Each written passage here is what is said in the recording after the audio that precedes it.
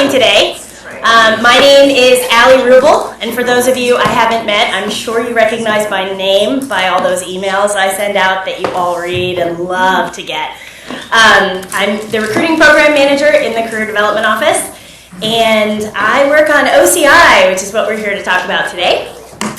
With me is Director of the CDO, Vinny Verstagli, and we're going to just kind of talk you through the process, let you know the ins and outs of OCI, important steps in the process, dates, deadlines, all the good stuff that you need to know so that you can plan appropriately. And we also have with us as well, Tim Vaughn, who will be here to offer some insight as a student in this process. So Tim and I will jump in and say a few words. I think there's something you can say. Indeed. Sorry, Tim. Today we're going to talk about the basics of fall OCI, go through the process so that you kind of see the progress as it will proceed throughout the season. Talk about bidding strategy, what you can do to prepare for bidding. Of course, important dates and deadlines, which are very, very important in a very structured process like OCI. We're going to talk about our off-campus programs, specifically the ones that we run in conjunction with our partner schools in the Law Consortium. And then, of course, we're going to answer any and all questions that you have. We do have slides on a lot of these things. If you have questions along the way, please feel free to ask. If it's something we know we're going to be covering, we'll let you know, but feel free to ask questions as they occur to you if you don't want to write them down for later. Okay? We'll be respectful of your time, and there's plenty of sugar so that you won't fall asleep. So, all right, basics. The most basic thing about OCI, what is it? It stands for on-campus interviews. You laugh, but I get that question every year. So OCI stands for on-campus interviews, and then we also have what we call OCIPs. Those are the off-campus interview programs. We have OCIPs in 6 markets in total, and we're going to be talking about those as well. All of the on and off-campus programs are scheduled through the CDO. Again, it's a very structured process, and it's very high volume, so it's all very centralized. And that includes cancellation of any interviews that have been scheduled as well. It's all done through Simplicity, which I'm sure is your very favorite software program ever. I know it's mine. And then, of course, as well, the communication is centralized through the CDO. So when it comes time to ask questions about bidding or timing regarding your application documents and when are the employers going to see this, that, and the other, and what do I do to update this, all of that communication comes through the CDO and doesn't go to the specific employers that are participating in the OCI process. If you wish to interview during any of these on or off-campus programs, you have to participate in the bidding process. And again, that's all centralized and done online through Simplicity. And the scheduling is also handled through Simplicity. That is actually quite nice because most of this activity is going to be happening over the summer when you are not necessarily going to be on campus. So Simplicity is a web-based application and you can kind of take it with you wherever you are. Simplicity shows all of the known details that we have about the employer schedule. So if an employer says, hey, I want to come to town and I want to conduct interviews during your OCI program, we will put all of the information they give us in the system for you to see. You'll know how long the interview is going to be. You'll know when their interview day starts and ends. You'll know all the offices that they're going to be interviewing for. A large law firm may have one office that kind of coordinates the process at Notre Dame, for example, or at different offices handle different schools. That doesn't mean that just the office that's registering for the schedule is the only office that is doing any hiring. They could be, the Chicago office could handle the hiring for 17 different offices throughout the network. All of those locations will appear in Simplicity so that you have that information. Once we know the interviewers' names, those will go into the system as well. And very importantly as well, all of the hiring criteria and the information about the qualifications for the candidates that these employers are looking for, that is all loaded into Simplicity. There may or may not be a job description, but 95% or more of the employers that are coming to campus are coming to interview for their summer associate program. So what they're going to put in the job description field is summer associate. And then you can go to their website and get more information. Employers are allowed to specify requirements and preferences for what they're looking for in candidates, and we'll talk about those in a little bit more detail, what they mean and how they affect you. During bidding, you submit your application materials for the employer to review. Bidding is just a synonym for applying. So if people say, how do I apply? I see the bidding instructions, but I don't see any application instructions. Bidding and applying can be used synonymously. Each employer will request the documents that they want, and they will request only what they want. Everybody gets a resume, that is the bare minimum. But employers might also want a cover letter, they might want your transcript, they might want a writing sample. If it's an IP position, they might want your undergraduate transcript to see what STEM courses you took or what your major was and what courses you took. And it will differ by employer, and that information will be very easy to find and very easy to upload. Bidding always lasts 1 week. For the sake of uniformity, it always starts on a Saturday and it always ends on a Friday. So you will have 1 full week to complete your bidding. People ask a lot, does it matter whether I bid during that week? If I bid early or if I bid late, if I bid in the middle, does it make any difference? The answer is no, it does not make any difference. As long as you submit your bids during the open bidding period, then you are absolutely fine. An employer does not see a timestamp on any documents, so they do not know when you submitted your bids. Although there's no specific advantage to early bidding, I strongly encourage you not to wait till the last minute, just in case there are any technical difficulties with Simplicity. And the bidding period will end each Friday at 11:59 p.m. There's no one here to help you at 11:58 p.m. when you're panicked and trying to submit any documents. So if you do wait till the very last minute, there's not going to be anybody here to help you. Each bid that you submit will have a ranking. So you are going to submit your various number of applications, and you will assign a ranking priority to each one. Your top ranked bid, which would be the employer that is your first choice preference, you'll give a 1. Your second ranked employer will have a 2, and so on. There's no limit to the number of bids you can submit. And the ranking simply affects the likelihood of being selected in the lottery process. So we're going to talk a little bit more about this. The bid rankings reset each period, so you don't, if you submitted 30 bids during the first week of interviews and then you're going to submit some more bids in a later section, you don't have to say, oh my gosh, how many bids did I use in the first time and what number do I pick up with? They're not cumulative, they're reset each time, so you get a 1, 2, 3, etc. for each bidding period. And again, these rankings only matter for the lottery, and we'll discuss how that works. Employers do not see your rankings. So if you submit, ranking number 1 for Jones Day and ranking number 2 for Kirkland and Ellis, Kirkland's not going to know that you bid Jones Day first, and Jones Day is not going to know that you bid Kirkland second. Nobody sees those except for us, the CDO on the back end. Again, no limit on the number of bids you can submit, so you don't have to worry about selecting only a certain number of employers to submit applications for. After the bidding period closes, the employers review all submissions that have gone through during the open bidding period.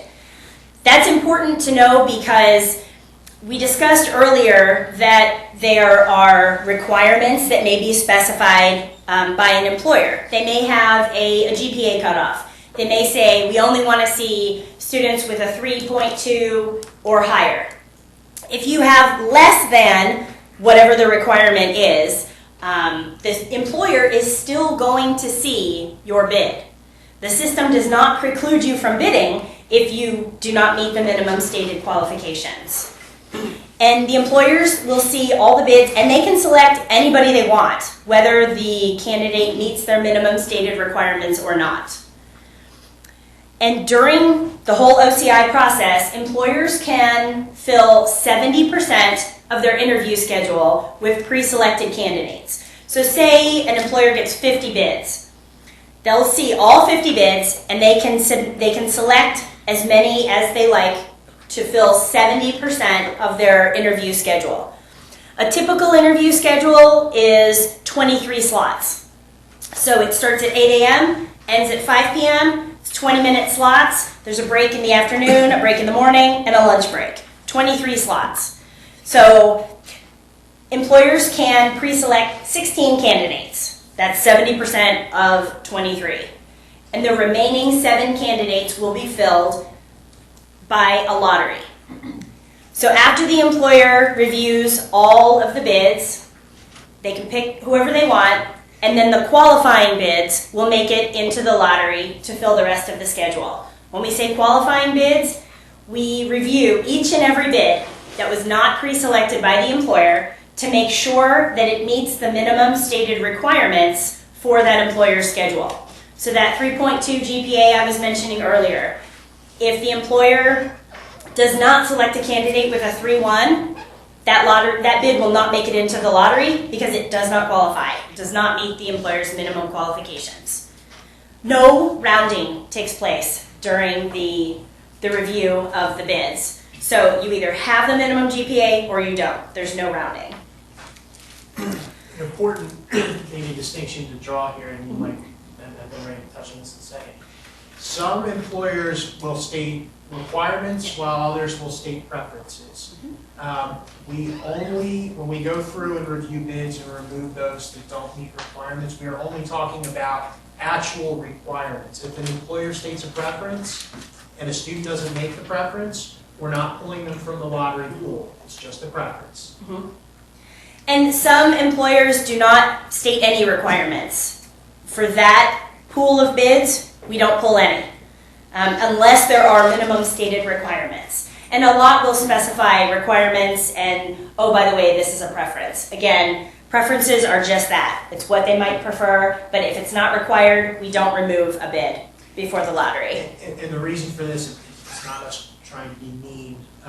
It's just that employers, if they specify set criteria that is required, they get awfully upset if they come here and they see students that don't meet the requirements that they've specified to us. If they pick them, that's one thing, but if we put them on their schedule, that's another. It's important that we keep them happy and we keep them seeing candidates that they want to see so they come back. Yes. Yes? At what point will we gain access to all of the different employers' requirements as well as the documents that they need us to send them? That's a coming. No problem. Good question. The interview schedules are also published through Simplicity. They are always published on Wednesdays. So there's a very detailed overview that I've emailed out to y'all, or at least linked to a couple times in my recruiting updates. It's called the 2016 OCI and OSIP Overview. It's also posted in our resource center in the CDO section of the website.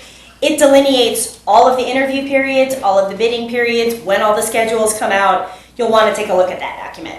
It also has the off-campus interview information. We break down fall OCI into distinct phases, and this is simply for management purposes. With the volume of employers coming and the volume of bids that we're going to get from students and the volume of interviews that we have to schedule, it's simply easier to break it down into certain weeks for management purposes. And the name of each phase contains the dates of the interviews. So the first week is called Early Interview Week. It is the earliest interview week. It is from August 8th to the 12th. And then each subsequent period also has, in parentheses, the names of, it'll be called like Fall OCI, and then it'll say, in parentheses, dates September 2nd through the 14th. So those are the interview dates that you'll be bidding for, so that you can see easily how to manage your bidding and when the employers are coming. Again, each phase has its own bidding period. It is extremely important that you monitor emails from me and from the CDO for OCI information and updates, reminders, etc. during the summer. I know how much you all love reading my emails. You're going to get lots of them over the summer. And it is incredibly important because things do change. And if you don't read your emails and you don't see what's going on, you will miss out on opportunities just by accident. This is also very important. Late bids will not be accepted unless there are open interview slots on an employer's schedule. We do not make exceptions to this. Today is March 22nd, and you have all of the deadlines already. They are in that overview document that you've already seen, because I know you've all read it, right? But it's available to you, so you know when the dates and deadlines are. This is not a surprise. You need to plan appropriately, okay? Okay, so after graduation takes place, the 3 L's become alums, the 2 L's become 3 L's, and the 1 L's become 2 L's. So everybody is promoted, and you will receive an email letting you know when you are promoted to 2L status. At that time, you will have access to all of the 2L stuff in Simplicity, so all of the job postings that apply to 2Ls, and most importantly, for these purposes, the list of participating employers and their schedule details. As soon as you become promoted, then you will have access to it. So that's when you get everything. The employers that are coming, when they're coming, what they're looking for, the documents that are required, their hiring requirements, everything. So that's right after like May 15th-ish. When's graduation this year? I should know that. About the 15th. So shortly after that, a couple days, you'll get an email and you'll see you will have been promoted and you will have that time to review the list and start conducting your research. A lot of employers cannot come to campus or don't want to come to campus for interviews, but they still want to consider applications from Notre Dame students. Instead of doing OCI, they do resume collections. It's the same process as any other job posting in Simplicity. You upload your documents for a resume collection in a very similar fashion to the way you will conduct bidding. And resume collections are activated as a group on June 15th. So by June 15th, or I should say on June 15th, you will know most of the employers that are collecting materials through our formal channels because you will have already had access for about a month to the OCI and off-campus employers, as well as the resume collections. And that's important for you to know because if there are employers that you're interested in applying to and they're not available through these formal channels, you're going to want to submit those applications proactively throughout your summer. There will continue to be a few resume collections after June 15th for people who don't register in time, but the vast majority will be available to you and you can continue on with your summer applications. Okay? Anybody need more sugar? I'm seeing lots of glazed looks. This is so much fun, isn't it? Okay. OCI is the default method for managing the big law recruiting process. It's just easier during this volume process to consolidate everything and to manage communications between employing organizations and between law schools. If they're coming to Notre Dame, they're probably going to 20 or 30 other schools. So it's a very time-consuming, detail-oriented, and painful process for the law firms. And so it's just easier for management purposes. With that line, I do want to make one additional comment. OCI is the primary hiring channel for big law, but it's not the primary hiring channel for most legal jobs. So there's a lot of attention paid to OCI, and it's very visible, and we have programs about it, and firms talk about it. But nationally, about a third of students get their jobs through OCI. That means 2/3 of students don't. So while OCI is a wonderful option for you, it is definitely not the only thing you should be doing when it comes to your job search. So, targeted outreach to recruiting contacts, like the recruiting managers and coordinators at law firms. If you do this outside of OCI, it will annoy them. Now, this is not the same as alumni networking and outreach. That is encouraged, it is strongly encouraged, and it's a great way to network and to learn more about the employers, to get information, make connections, everything else. But the OCI contacts are the recruiting managers, they're the ones who manage the process, and you should be going through the OCI channels because that's how they want to manage the process. That's not to say, you can't talk to a firm if they're coming for OCI. Again, alumni outreach and networking, very encouraged. But recruiting managers won't like it if you apply to them and then, in advance of OCI, and then it's basically duplicating efforts. A note on that, maybe examples. So, if there's a firm that's coming here for OCI, and you know that over the summer, you're not going to email the recruiting coordinator and ask how to apply to the firm, or where you should send your materials to, or any of that. You know how that is. They're here, they're coming for OCI, you apply through the process. Now, what can you and what should you do? Well, you should certainly be reaching out to alumni that work at those firms, and you should be trying to meet with them and talk to them about the firm, build a relationship with them. Now, that may very well yield for some people an opportunity to meet with the firm and interview with the firm before OCI. That happens sometimes, and that's great. It's perfectly fine. Just because you've seen this and we said, oh, the OCI is the formal process, it doesn't mean that you can't interview outside of it. That does happen now, especially in some of the bigger markets, some of the bigger firms.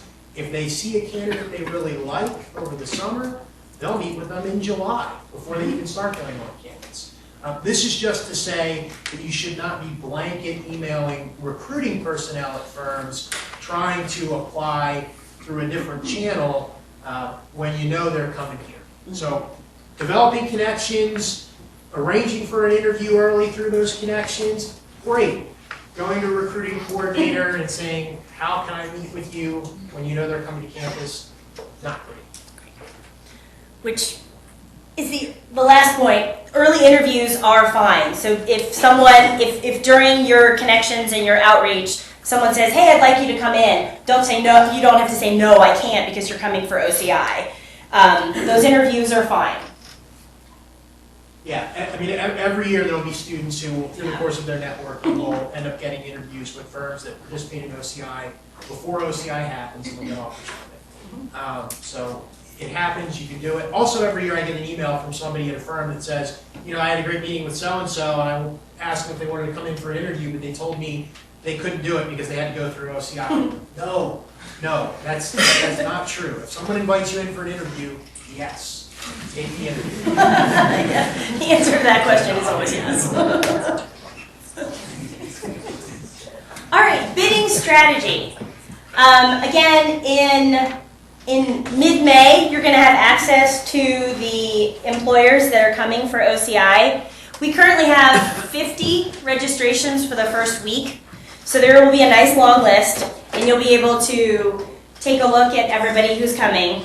When you're doing that, again, this is mid-May, you're not going to start bidding until the end of June. So you've got a good 5-6 week period to be doing lots and lots of research, talking to people, learning about these employers. Be open-minded about various employers and various markets. Consider factors such as firm size and culture. That's where your outreach and your connections can make a really big difference in distinguishing what these law firms are, what their personalities are, what their cultures are, and what makes them different from each other. If you just go to the websites, they're all going to look exactly the same. But if you visit or you talk to people and you talk to other students and you talk to alums, you're going to learn a lot more about what distinguishes the various firms. Think about cost of living in the different markets that you're looking at. One salary in a big market is not going to go nearly as far as the same salary in a smaller market where cost of living is a lot lower. And that's something to be thinking about. Proximity to other markets. There are probably a lot of people sitting in this room who want to end up in Chicago. That's the case every year. That's why I'm making that assumption. There are a lot of wonderful legal markets that are in driving distance of Chicago. And there are a lot of wonderful employers that will be coming to interview for those other Midwestern markets. Be open-minded to those. Although Chicago may be your ultimate destination, or whatever city may be your ultimate destination, it doesn't mean you necessarily have to start out there. You can get some excellent experience in a different market. A note on that point, and the reason why we say this, if you were to look at bidding volume, which is something that will be available to you, what you'll see is that employers from Chicago often receive 2 to 3 times, if not more, actually far more than that, the number of bids than there are actual interview slots. So you might have 23 interview slots and have 100 bids, right? Now, other markets that are not Chicago, for example, your Detroits, your Grand Rapids, your Milwaukee's, they will have enough bids to fill their interview slot, but instead of having 90-some for a 23-person schedule, they might have 30 for a 23-person schedule. So think about that as you're bidding. Don't limit yourself, in this case, just to that one market. We talk with you about focusing geographically, and that's important when you're talking about building a network, and it's important about when we're talking about developing geographic ties, but these are easy opportunities. They're right on your doorstep. People are coming to you. So this is not the time and place to be super picky and choosy about where you are and aren't applying. If you would accept a job there potentially, or if you would consider an offer, that's a place that you should think about applying. What's the worst thing that happens? You get an offer that you say no to. This is probably the only time in your life that people will actually come to you for job interviews. So you can definitely take advantage of that. Much better position to have that offer that you say no to than to look back and say, gee, I wish I would have applied that firm in Milwaukee. Oh my gosh, that happens every year after OCI. To Vinny's point, we have already updated the bidding volume and have posted that information in our resource center. So under the current student section on the CDO website, in the OCI section, there is a spreadsheet of all of the employers that came for fall OCI last year, what locations they were interviewing for, and how many bids they received. If you look at that spreadsheet, you will see exactly what Vinny is saying, that Chicago firms are almost always, if not actually always, very oversubscribed. And a lot of other markets in the Midwest are underbid. So it's not uncommon for us not to get a full interview schedule for certain markets. And that's a wasted opportunity. So there was a period of time, it hasn't happened in the last year or two, but there was a period of time where we would actually have employers cancel visits. Yes. Because they didn't have enough students that did on the spots. And these were big firms just in a smaller market. And when I say a smaller market, I mean like a Detroit, which is not a small market. So we don't want that happening. It has been a problem the last couple of years, and I'd like it to stay that way. Yeah. I encourage you to disregard superficial factors like perceived prestige. Just because you don't know the name of a law firm doesn't mean it's not a fantastic law firm. Or just because it's not the biggest flagship office in a particular network. If there's any, comparison, peer pressure kind of stuff, do your very best to just ignore that. Because in the long run, that makes no difference whatsoever. Research the employers that are coming to campus to determine your interest level. Do the research you can online. You've got access to various sources so that you can see some of the demographic kind of factors. I strongly encourage you to use the NALP directory. If y'all don't already know about this, there's a NALP directory of legal employers, and there is a pretty extensive NALP form. It's like a biographical form for each member firm. You can see how many summers they've hired over the past couple of years, how many of them got offers, where all the different offices are, the partners versus associates, compensation, benefits, and you can really do some, get some really solid information there. I urge you to use that, as well as Chambers, which gives a little bit more of kind of the behind the scenes when they poll the associates and get the what it's really like to work there viewpoint. Vault, Bloomberg, anything at your disposal, use it and learn about the participating employers. Social media, most law firms are still really quite conservative about using social media, but you can get a little bit of personality from at least some of them. Use the information that you're gathering during your networking and your coffee chats that you're having with people throughout the summer. ask people what it's like to really work in various places and why they went there and why they're still there, what drew them to it. And of course, talk to alums at the employers of interest, and hopefully they will, be able to shed some light on what it's like to work there and why you should consider it. And also, those visits with alums and other students and people who are familiar with the organizations, those can give you some really great issues or points to use during your interviews so that you can ask informed questions as well.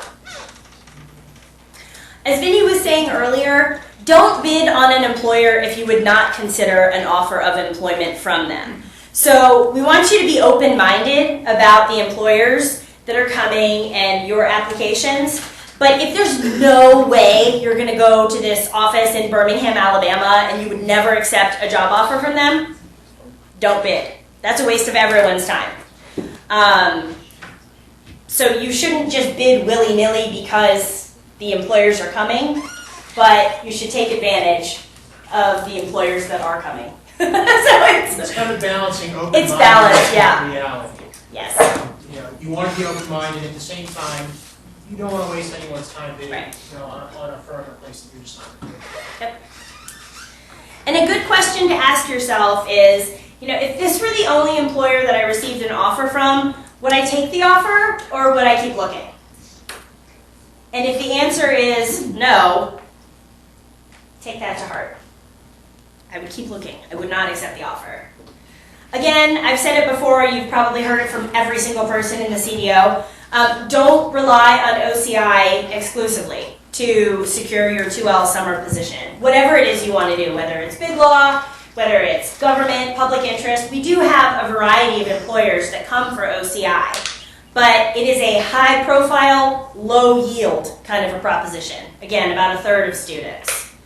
So you need to be hashing out a very strategic job search and working with the CDO and figuring out what it is you should be doing in addition to OCI.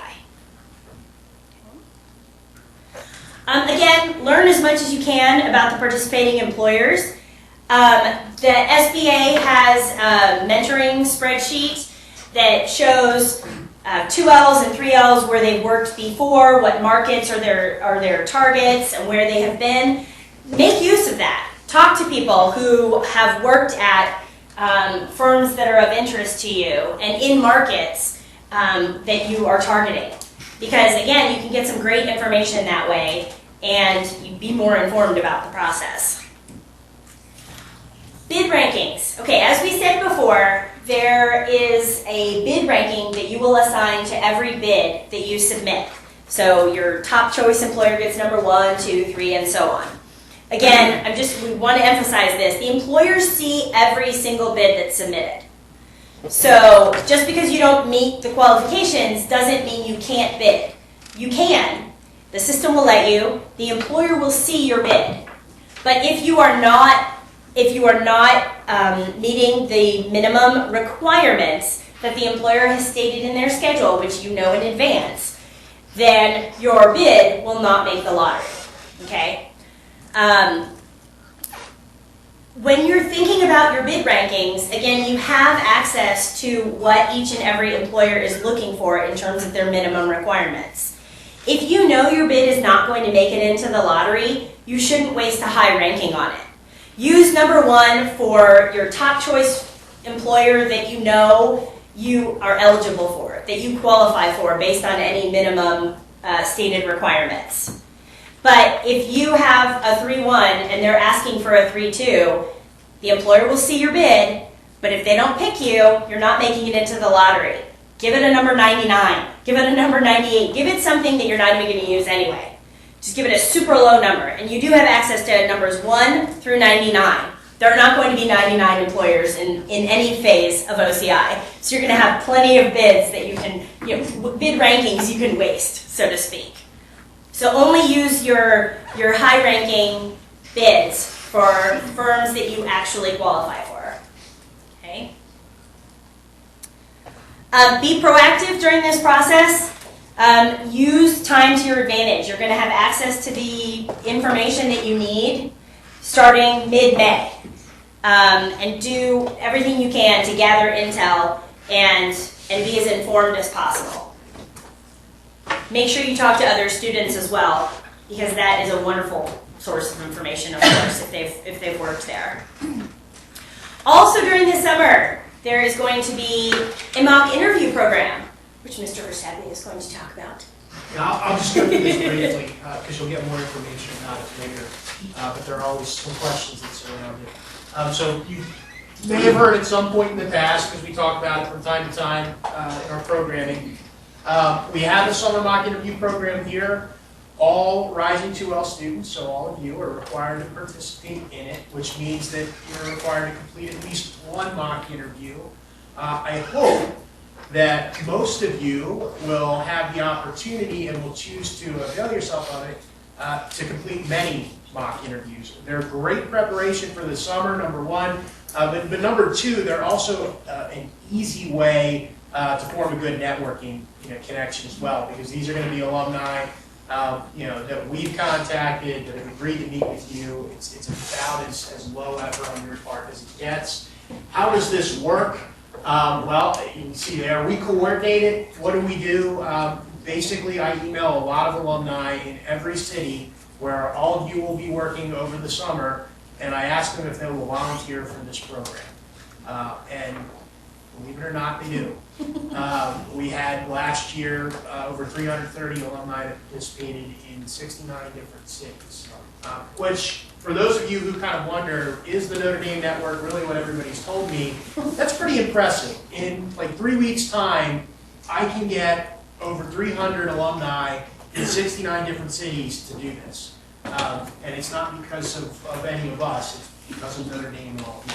So what I will do is I will contact alumni in those cities. Once I have enough, I will send out contact information to all of the students, all of you, where I will match you with as many alumni as I can in your particular market. You will get a survey, and you'll probably see this on the next slide, but you'll get a survey from our office in mid-April where you will be asked where you're working and what, if any, other markets you would like to have a mock interview in this summer.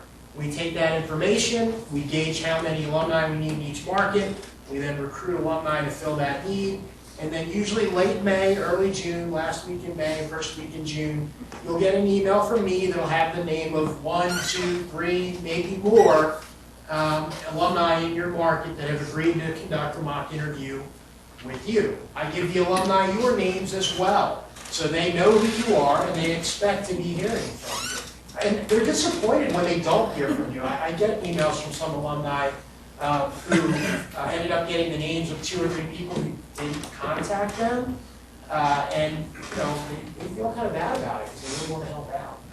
Don't make the alumni cry. That's bad. Don't make the alumni cry. What do you need to do when you get the contact information from me? All you need to do is to email one or hopefully all of the alumni that are on the list that you received, and then ask to schedule a mock interview with them at a mutually convenient time. Now, something I want to note about that. This is supposed to take place during normal business hours. That means during the day and not on the weekends. And I understand that will require many of you to take an hour or two away from your summer job. That's fine. The alumni are signing up to help you. They're the ones who are doing you a favor. You've got to work a little bit here to fit with their schedules. And we don't want to take time away from them that they have to spend with their family and their friends. They all work very, very hard, and they're kind to do this favor for all of us. So unless they suggest to you otherwise, and there are occasions some that would prefer to do it, after hours on the weekends, and that's fine. But otherwise, plan on taking some time out of your day to do this. Your summer employer is going to be okay with it. Explain to them that it's a requirement of your school. Explain to them that if that means that you're going to be taking an hour out of your day when you'd otherwise be working, that you'll work an hour later, or you'll come in early, or you'll do what you need to do to get your work done, and they'll be perfectly fine with it. In advance of your mock interview, anyone that you have, please send a resume to the person conducting the mock interview with you. That's really helpful. For them, it's hard to interview someone that you know nothing about. You can ask general questions, but the kind of probing questions that you'll receive going through OCI, where folks are really going to try to dig into who you are, what you want to do, and why you want to work for them or be in a market, they're not going to be able to ask if they don't have background information about it. Once you finish your mock interview, towards the end of the summer, hopefully you will choose to do many, but you will have the opportunity to report via survey. You'll get it sent from us in usually the end of July is when we do it. You'll have the opportunity there to report then that you've completed this requirement and tell us, who you completed it with. In terms of feedback, you should get direct feedback afterwards from the alumni. Almost all of them will do that. We send them a form as well that we ask them to fill out and return to us. I will tell you that some do and some don't. More don't than do. They're busy folks. But if we get them from our mock interviewers, we will pass them along to you so you can see the feedback that we provided. That's all I'll say about that for now. Yeah, Tim. So what Vinny's saying is absolutely correct, and he hinted at this a little bit. It's not even that these mock interviews can provide a good starting point for your networking. It's that some of these mock interviews can actually lead into actual interviews. So from personal experience, some of my mock interviewers led to callbacks and eventually offers. So you shouldn't go into it necessarily thinking that I can convert this potentially into something else, but at least the opportunity is there for you. Yeah, and that's a story that exists. Every summer there's an example of what Tim says. There's a student who comes back and says, I got a real interview and a job out of that mock interview because they really thought that I did well and were impressed by me. And so that led to a further interview, which was real, and then an offer. So is that the expectation? No, it's not why people are signing up to do this program. It's not the norm, but it does happen. And even when it doesn't happen, there are folks that end up forming a networking connection through that will lead to another opportunity. And just when you're starting out, I know that when I first heard a mock interview, I wasn't totally thrilled about it. I don't like doing mock anything. I kind of think it can tend to be a waste of time. These mock interviews are definitely not a waste of time. And I think that you should think of your 1L summer or your post 1L summer really as your purpose is to get a job for your 2L summer and then ultimately when you graduate. So I think that one of the pitfalls of post 1L or leading into 2L is that you've dumped everything you have into your 1L job, which is good. You should be putting forth an honest effort, but you should look at your 1L summer as I need to get a job next summer. So if that means that I'm taking time away from my summer job as long as your employer is okay with it. I mean, you go home from work, you're writing cover letters, you're researching firms, you're doing everything you can in your free time in that post 1L summer to prepare for your 2L summer. So while your 1L employer can be an important reference for you, for most of us, at least if you're not working at a firm this summer after your 1L year, they're not going to be a whole lot more than a reference. So don't be afraid to say, hey, I have a mock interview, or hey, I had a networking lunch, or I'm grabbing coffee to take time away from your summer job. Most employers are going to be okay with that because they recognize that they're not going to be giving you a job beyond the summer. They're not going to be giving you a job when you graduate. So think of this 1L summer as I need to do everything I can to get a job my 2L summer and then ultimately when I graduate. So I know in law school, especially in classes, it's not cool to be a gunner. It's cool to be a gunner your 1L summer and trying to get a job. You should be putting all your time into prepping cover letters and researching firms and just getting yourself ready for not only for OCI, but also for reaching out to firms and doing the firm legwork during that 1L summer. Yep. So true. For the summer mock interview program, again, you're going to be hearing more about it, but there is a little cheat sheet handout up here, and it's also posted in the CDO Resource Center so that you can have the information that Vinny talked I about. see it's up there and I read that. Be sure to thank your summer mock interviewers. It's important to do that. I know it sounds simple and silly, but I also hear from a lot of mock interviewers as well that will come back to me and say, I never got a thank you from this team. That sticks out in their mind, and obviously not in a positive way. All right, so to prepare for bidding, request a copy of your transcript as soon as you can, once grades are available. You should hopefully already have a transcript for your 1L fall. And as soon as you're able to, you'll get your full 1L year. If you are going to be pursuing any IP opportunities, either because you have a STEM undergrad degree or because you're interested in soft IP, make sure you get your undergraduate transcript as well. That is basically a requirement for any IP position. Update your resume. You'll want to do as much as you can to get your resume in the best shape you can to get ready for bidding. Now, bidding, as we talked about in this whole OCI process, it's a volume business. So if you don't have your documents in tip-top shape and they're not error-free, you're not going to make the first cut. So you have one chance to get your application right and get it in front of these folks, and you want it to be error-free. And there's no reason you can't do that because you have months to do it. So work with the CDO to update your resume, to select and refine a writing sample. It should be 10 pages or less. It needs an introduction, so it's not just take what you have and throw it into a PDF. There is work that goes into preparing your writing sample. You need to research the OCI employers, as I've talked about ad nauseum. Prepare your cover letters in advance. Bidding starts at the same time for everybody, and we have about 4 or 5 counselors in the CDO. So plan your time wisely. And if everybody comes in with 100 cover letters at the very last minute, guess what? We're not going to be able to get to everybody. So use your time wisely and do as much as you can in advance. Follow Tim's guidance. Make your 1L summer job getting your 2L summer job and work on those documents. Work with the CDO on your materials. You might not want to hear that, but we're the ones who know what the employers are looking for. We know what stands out in a good way and certainly what stands out in a bad way. So use us. That's why we're here. Fall OCI begins with early interview week, as we've said, 2 weeks before classes start on August 8th. That is the first day of OCI. Classes start on the 22nd. For anybody who's going to be in AR, there is mandatory AR training for the 2 weeks before classes start. I believe it starts on August 7th. I work very closely with housing, and I will know your AR training schedule before you do. And I will schedule your interviews around your training schedule. So that is not an obstacle. We participate in the off-campus programs in 6 markets. They're listed here. The dates are listed here. Again, you can see they are all before early interview week. They call it fall recruiting. It really should be called summer recruiting because it's kind of ridiculous. It gets earlier every year.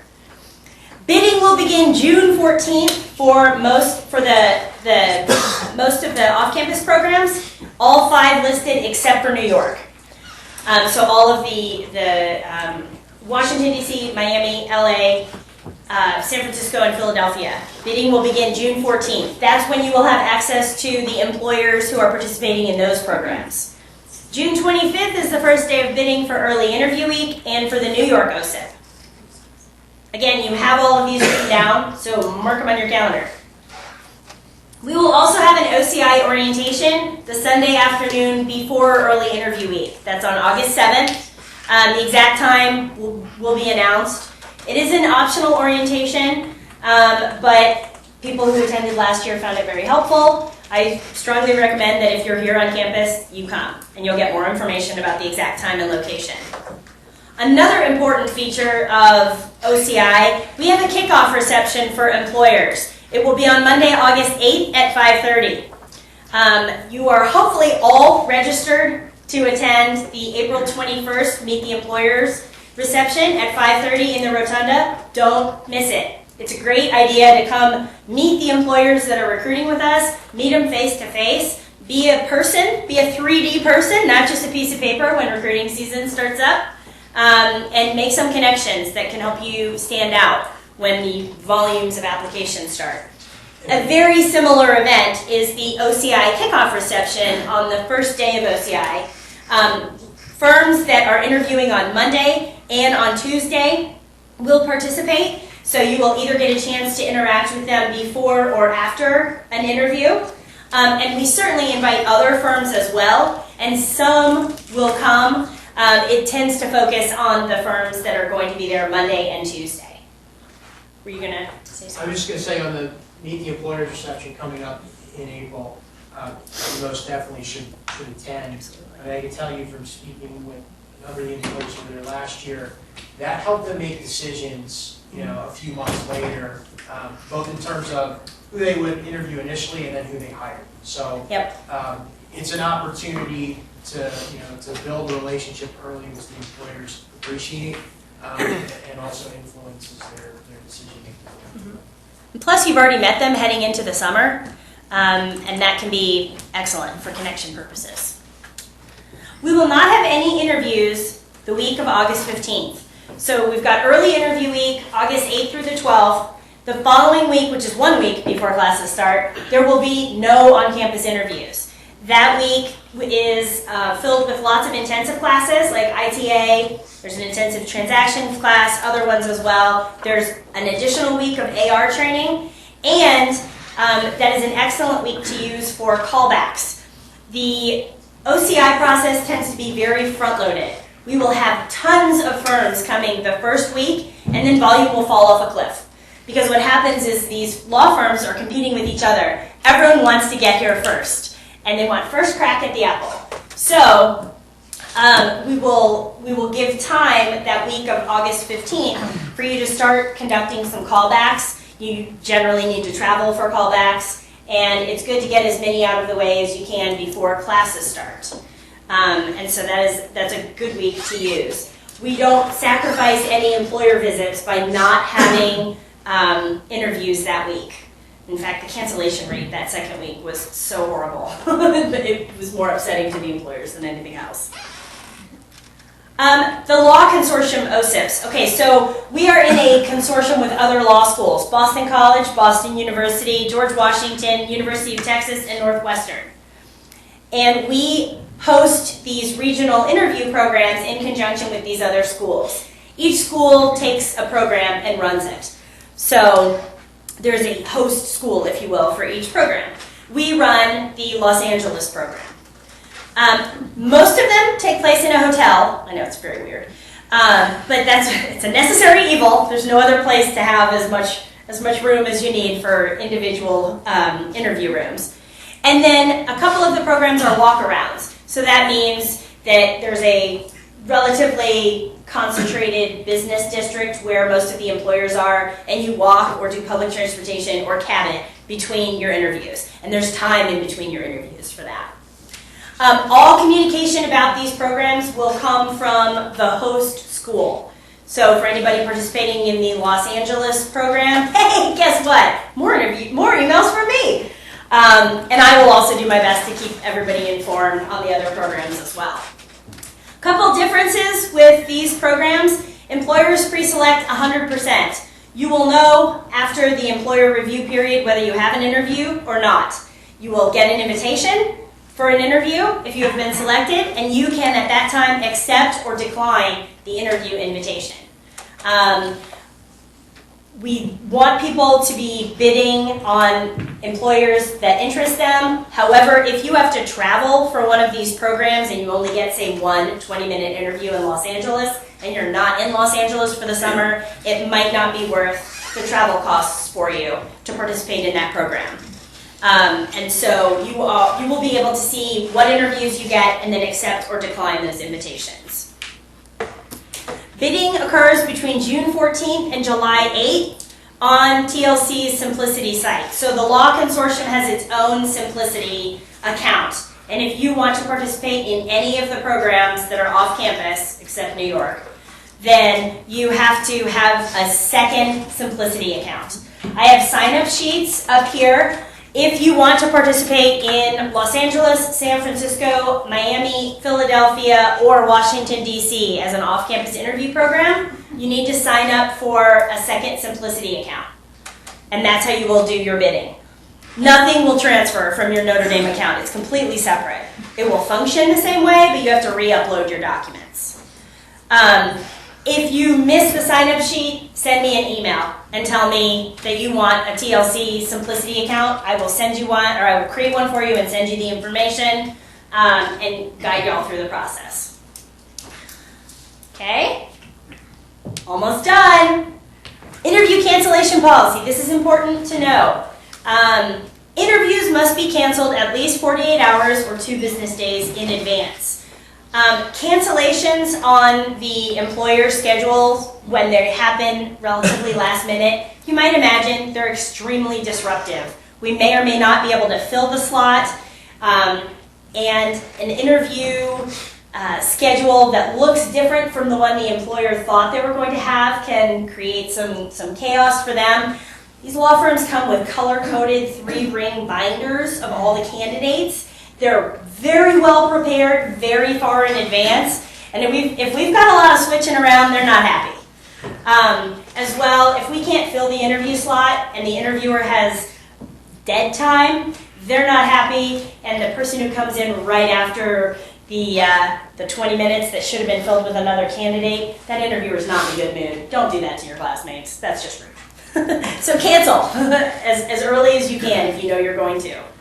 There is a specific process. You have to email me as soon as possible, and if you do it in less than, if you do it in less than 48 hours, you have to send an apology to the employer. I will give you their contact information, and you have to copy Vinny.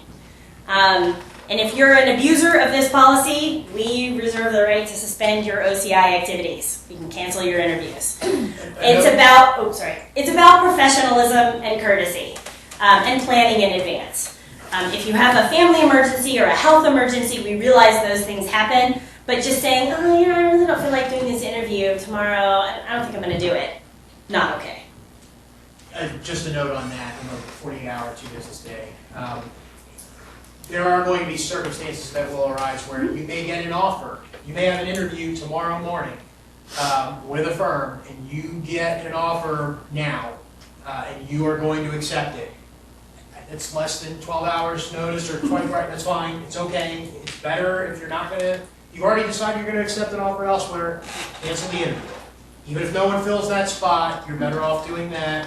You don't want to waste the employer's time. You know you're not going to be going through and taking an offer if you get it. You've already accepted elsewhere. So there are exceptions to this that revolve around receiving and accepting offers elsewhere. So even if that is less than 48 hours, it is absolutely appropriate to contact Ally and cancel that interview if you've accepted an offer elsewhere.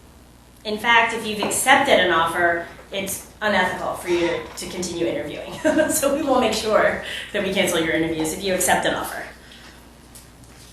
All right, you have a plethora of OCI and OSIP resources. These are all in the resource center of the CDO section of our website. That overview document, which lays out all of the dates, deadlines, bidding instructions. Now there's going to be phase 2 of this tomorrow. I know you're all really looking forward to it. I can tell. There will be more sugar. And we're going to do an online demo of bidding and go through kind of the mechanics of it. But there are very detailed bidding instructions online on our website. There's a pretty robust FAQ document.